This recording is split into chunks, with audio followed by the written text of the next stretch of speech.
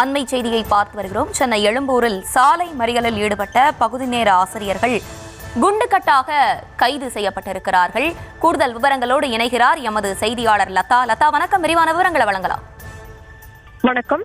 தேர்தல் வாக்குறுதி 181, அதாவது நிரந்தர பணி செய்ய கோரி பகுதி நேர ஆசிரியர்கள் 2000க்கும் மேற்பட்டோர் இன்று காலை எழும்பூர் சித்ரா திரையரங்கம் பகுதியிலிருந்து ராஜரத்னம் மைதானம் வரை பேரணியாக வந்த நிலையில அவர்களுக்கு பேரணி செய்யவும், அதாவது பேரணி செய்ய மட்டும்தான் அனுமதி இருந்தது. ஆனால் அவர்கள் இந்த பகுதியில சாலை மறியலில் ஈடுபட்ட ஒரு சூழல்ல தற்பொழுது கைது நடவடிக்கையில் போலீசார் ஈடுபட்டு வருகிறார்கள். பகுதி நேர ஆசிரியர்கள் சுமார் 12,000 பேர் நிரந்தர பணி செய்ய கோரி தொடர்ந்து 14 ஆண்டுகளாக போராட்டங்களை முன்னெடுத்து வருகிறார்கள்.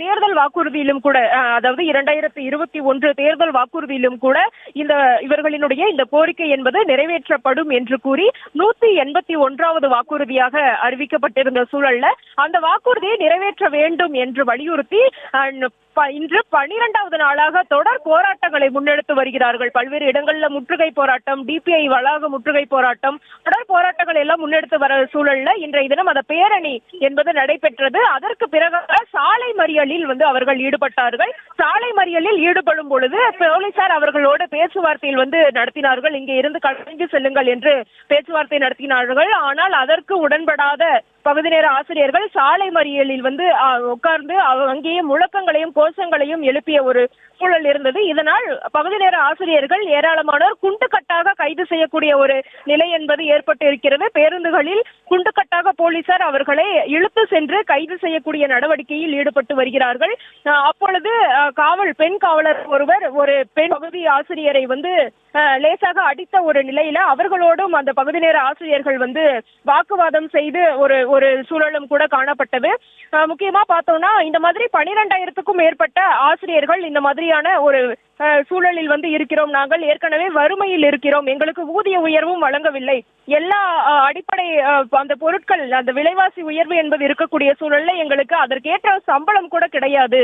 14 வருடமாக போராடி வருகிறோம், ஆனால் எங்களினுடைய குரலை யாரும் செவிசாய்த்து கேட்கவில்லை என்றெல்லாம் குறிப்பிட்டு தொடர்ந்து முழக்கங்களை எல்லாம் எழுப்பி வந்தார்கள். அதே போல பார்த்தோம் அப்படின்னா இந்த மாதிரி ஓவிய ஆசிரியர்கள், கணினி ஆசிரியர்கள், உடற்கல்வி ஆசிரியர்கள் இப்படி பலரும் பகுதி நேர ஆசிரியர்களாக செயல்பட்டு வரக்கூடிய சூழல்ல எங்களுக்கு நிரந்தர பணி என்பது வழங்க வேண்டும்.